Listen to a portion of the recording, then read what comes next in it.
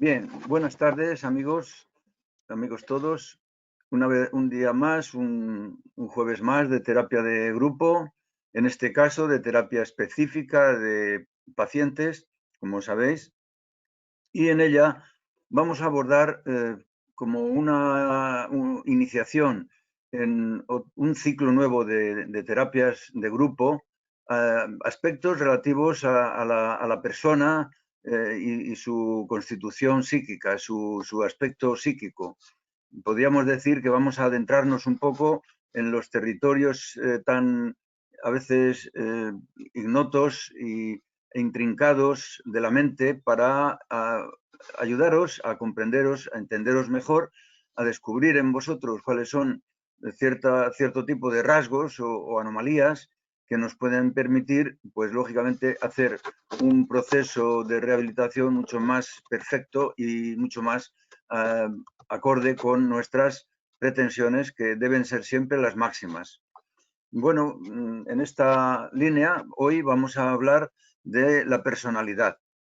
A veces, cuando un profesional atiende a un paciente de cualquier adicción, pero en esta también un paciente de ludopatía, se encuentra con rasgos que son inequívocamente rasgos, características que le definen como una personalidad enfermiza o una personalidad anómala o una personalidad por lo menos marcada por una serie de rasgos. Estoy hablando de distintas dimensiones de unos parámetros que se pueden ver alterados en el caso de las adicciones y también en el caso de la ludopatía, y que vamos a tratar de especificar hoy para que podáis también ahondar un poco en este terreno, ¿no? Yo creo que es importante, es interesante que sepáis que, bueno, que la personalidad a veces puede enfermar o puede estar enferma ya previamente a una adicción,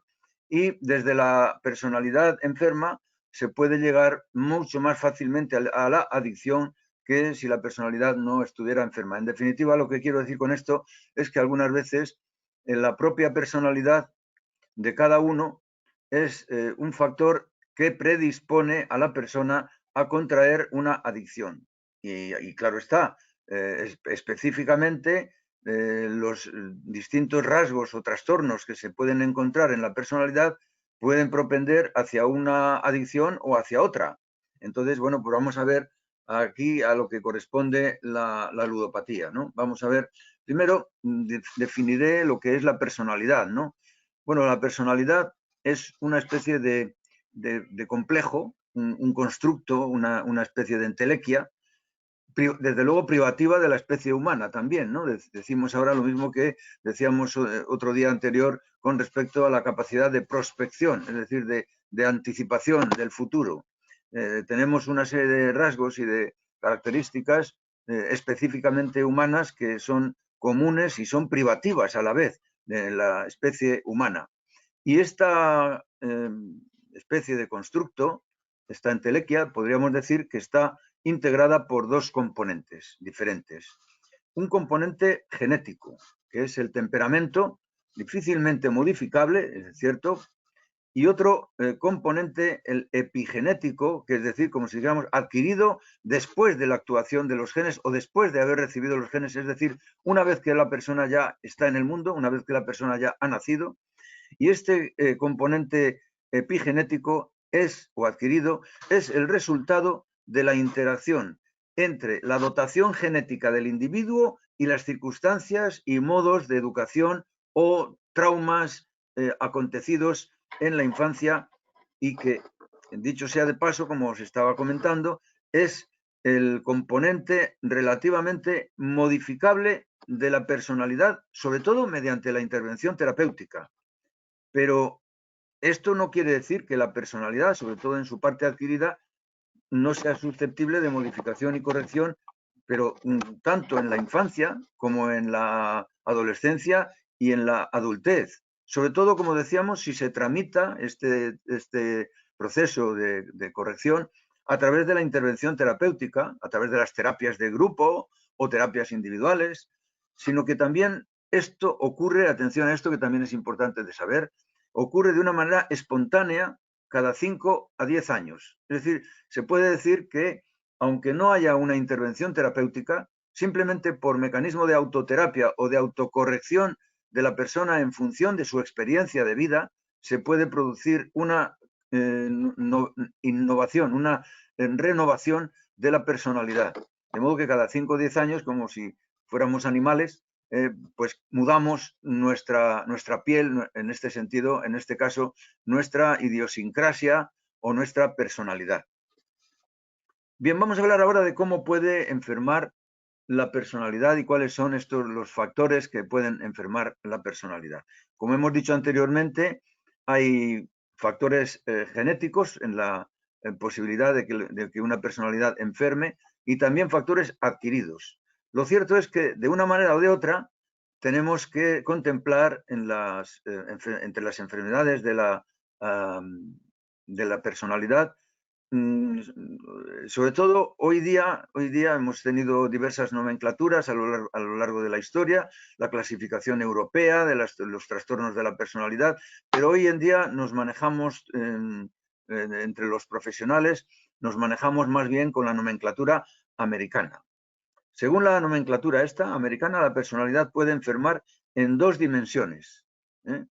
Es decir, en 2 dimensiones, según sea la cuantía del rasgo o trastorno, ¿no? Se puede decir que trastorno es cuando el rasgo es mucho más patológico, mucho más cuantioso, y rasgo es simplemente pues como una especie de característica. No hay que confundir el uno con el otro, porque hablamos de una personalidad paranoide, por ejemplo, y decimos una personalidad con trastorno paranoide una persona con trastorno paranoide de la personalidad. Son distintas cosas. Cuando hablamos de una personalidad paranoide, queremos decir una personalidad con rasgo paranoide. Pero cuando hablamos de una persona con trastorno paranoide de la personalidad, hablamos de una persona con un trastorno, es decir, con un rasgo mucho más acentuado, ya patológico. ¿De acuerdo? Bien, decimos que en 2 dimensiones que pueden alcanzar el rango de trastorno o de rasgo según su cuantía, y luego también en 3 sectores que son los siguientes. El sector o clúster o grupo A, que es el grupo autista, el que llamamos ensimismado, siendo sus parámetros anómalos el esquizoide, el esquizotípico y el paranoide. Es decir, estos 3 serían los parámetros que se corresponderían con el grupo A o grupo o clúster A. Luego tendríamos en el clúster o grupo B, que llamamos grupo dramático emotivo, una serie de parámetros que, ojo a esto, que nos interesa mucho porque eso es precisamente el grupo de los parámetros que más se alteran o más se encuentran alterados o patológicos en el caso de la ludopatía. Tenemos en el clúster B la personalidad límite, inestable, impulsiva, la personalidad antisocial, narcisista e histriónica. Y a estos 4 rasgos podríamos añadir otro más, el rasgo alexitímico, que ese es un rasgo añadido por nosotros en una clasificación o en una exploración del profesor Vicente Caballo, extrayendo 10 ítems de la escala de Toronto de la alexitimia. Es decir, hemos hecho una especie de reforma, una adaptación a nuestros fines en la terapia, en el tratamiento y rehabilitación de las adicciones. Bien, en el grupo C estarían los trastornos fóbico evitativo, dependiente y obsesivo compulsivo. Pues bien, en la ludopatía se dan con mayor frecuencia las anomalías del grupo B, que serían el grupo límite, inestable, impulsivo, antisocial, narcisista, histriónico y alexitímico, este último añadido, como he dicho hace un momento, y extraído de la escala de Toronto de la alexitimia. Esto es lo que nos hemos encontrado a lo largo de nuestra experiencia de años en el tratamiento de la ludopatía y con exploraciones sistemáticas, con investigación al respecto por nuestra parte hace ya unos cuantos años. Bien, ¿qué implica este aspecto que estamos comentando?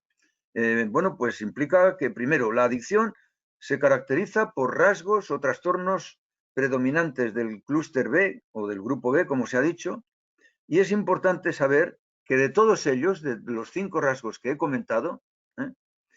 4 de ellos son relativamente fáciles de corregir con intervención psicoterapéutica, o sea, mediante las terapias de grupo e individuales con psiquiatra o psicólogo.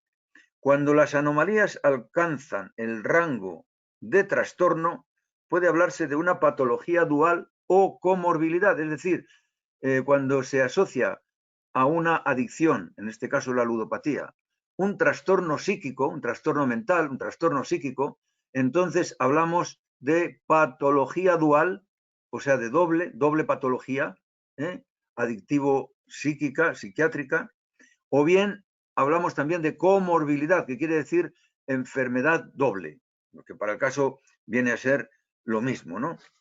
Bien, cuando las anomalías sean tan grandes como para hablar de una comorbilidad, está claro que tendremos que esforzarnos mucho más, tanto los terapeutas como los pacientes, en conseguir desarraigar estos factores de personalidad anómalos que acabo de comentar.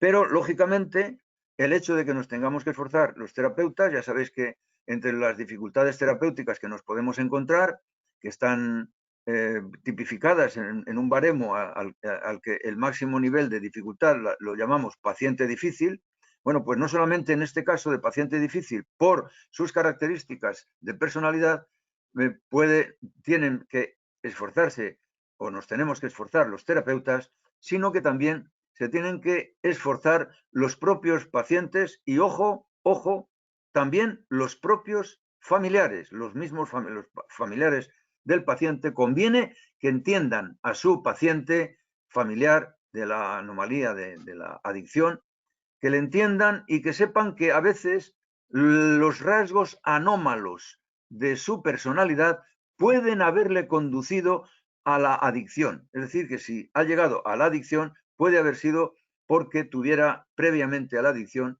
unos rasgos patológicos en su personalidad y por supuesto, estos rasgos patológicos, como he dicho, se agravan siempre con la adicción. Es decir, aunque ya se tuvieran de antemano rasgos o trastornos de la personalidad, no cabe la menor duda de que la irrupción de la adicción en la vida de una persona es tanto como decir que se ha presentado una máquina de agravar los trastornos o rasgos o características anómalas de la personalidad. ¿Queda claro esto? Bien, bueno, pues, como decía, hay una serie de rasgos que van a ser corregidos o modificados por vía terapéutica, aunque, como he dicho, el paciente y la familia tienen que colaborar de una manera decisiva en su corrección.